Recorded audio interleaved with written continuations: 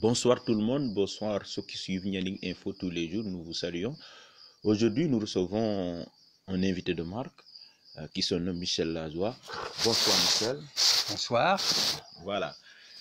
Michel Lajoie, vous êtes la personne morale des Amis de Nianing à Coutances. À quoi consiste votre travail de président dans cette association?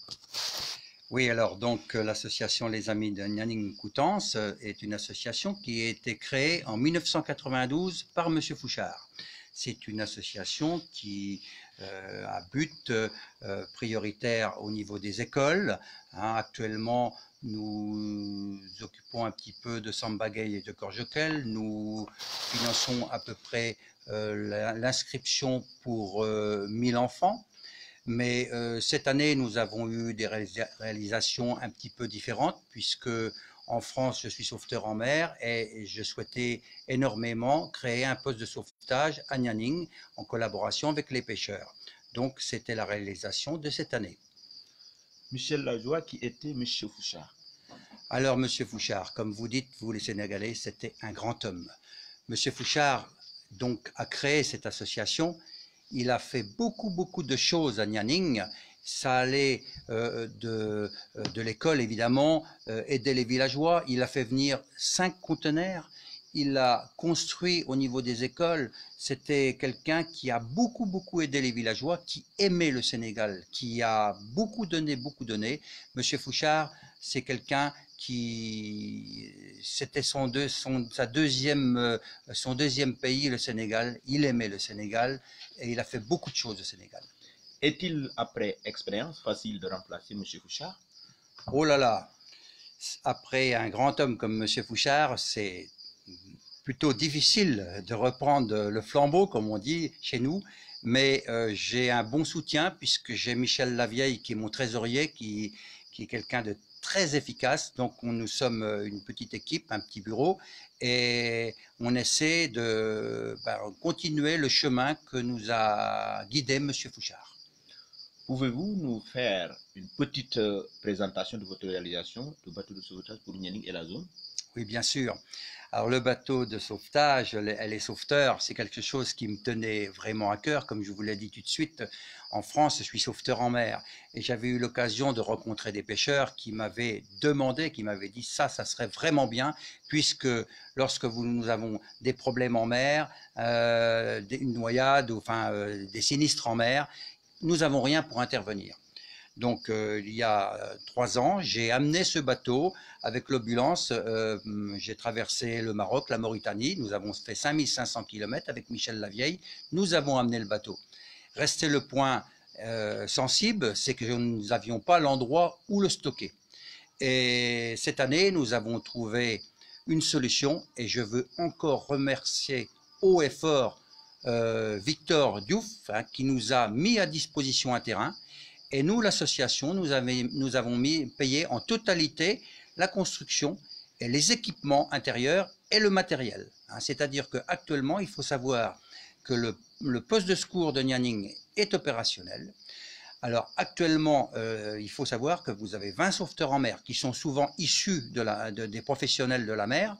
Ils ont été encore cette année formés par 2 formateurs professionnels de France, qui s'appellent Catherine et Alain Leblanc, qui sont des professionnels de la Société nationale de sauvetage en France et de la sécurité civile.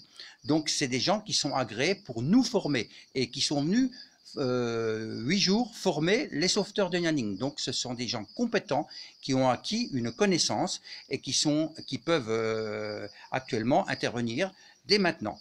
Alors il faut dire qu'actuellement avec ce fameux coronavirus, malheureusement nous n'avons pas pu faire d'inauguration, mais le bureau travaille puisque actuellement Victor, Alphonse et puis toute l'équipe va créer un bureau et puis un statut. Et ces statuts vont être envoyés à la préfecture. Et à partir de là, comme en France, cette association va être reconnue d'utilité publique. Voilà. Comment vivez-vous votre blocage actuel au Sénégal né de la fermeture des aéroports pour cause Covid-19? Alors, c'est vrai que c'est pas simple. Normalement, si vous voulez, je suis arrivé début janvier et je devais repartir le 27 mars. Malheureusement, ce fichu virus est arrivé. En France, c'est toujours très grave. Et effectivement, je me sentais beaucoup plus en sécurité au Sénégal qu'en France. Néanmoins, maintenant, j'aurais bien envie de rentrer chez moi parce que, évidemment, j'ai des choses à faire. Et le gros problème, eh bien, c'est que l'aéroport est fermé et qu'actuellement, il y a des vols, mais ce sont des vols commerciaux de rapatriement, c'est-à-dire des vols qui sont avec des prix exorbitants. J'ai eu l'occasion de voir un homme qui tient une entreprise et qu'il fallait qu'il rentre absolument. Il a payé son billet 2600 €. Alors là, il y a quand même un petit peu d'exagération. On compte quand même sur Air France qui puisse avoir des prix raisonnables pour nous rapatrier, parce que quand même, je me plais bien au Sénégal, mais j'ai envie aussi de rentrer un peu en France. Mais en réalité, sentez-vous en sécurité sanitaire au Sénégal? Oui, alors, il est vrai qu'au départ, moi j'étais très inquiet, mais mes amis sénégalais disaient de toute façon, le virus n'aime pas la chaleur, de toute façon, on va suivre les instructions du professeur Raoul. C'est vrai qu'il y avait une petite, je dirais, insouciance au niveau du pays. Là, j'ai vraiment ressenti que depuis qu'il y a eu le confinement partiel et qu'il y a eu le couvre-feu, les Sénégalais ont pris ça très au sérieux. Et je suis très surpris de voir au village que les enfants sont confinés, qui respectent bien ce qui était demandé. Donc c'est vrai que le port du masque, encore le président a demandé le port du masque, c'est une bonne chose, parce que je suis allé encore aujourd'hui à Hambourg, et malheureusement, ils ne respectent pas quand même encore totalement les consignes. Que vous inspire la situation du tourisme à Nianing et environ? Ah oui, alors vous savez, moi ça fait 20 ans que je suis à Nianing. Et j'ai l'occasion encore, il y a 2 jours, j'étais me promener au domaine de Nianing, et je suis vraiment triste de le voir dans l'état qu'il est, parce que j'ai eu l'occasion d'y séjourner. Je connaissais bien le domaine de Nianing, c'était le fleuron de Nianing, et maintenant je m'aperçois que le tourisme à Nianing, c'est malheureusement tristouné, parce qu'il n'y a plus rien qui attire. On sent très bien que la volonté, c'est d'aller sur Pointe-Sarène, et Nianing garde son charme, mais je pense que Nianing va plutôt être orienté maintenant vers la pêche. Nous avons constaté qu'il y a certains qui ne respectent pas les mesures d'hygiène ni les mesures d'état d'urgence. Oui, alors ça c'est sûr que c'est pas raisonnable, parce que les mesures d'hygiène, c'est le b.a.-ba pour passer à côté de ce virus. Mais je voudrais quand même interpréter une chose à Nianing, c'est que c'est inadmissible. On demande aux gamins de se laver les mains et qu'on a des coupures d'eau qui sont on a des fois 2 jours de coupure d'eau. C'est inadmissible dans un moment sanitaire où on apprend à un gamin à se laver. Et ça, il faudrait que les autorités réfléchissent à ça.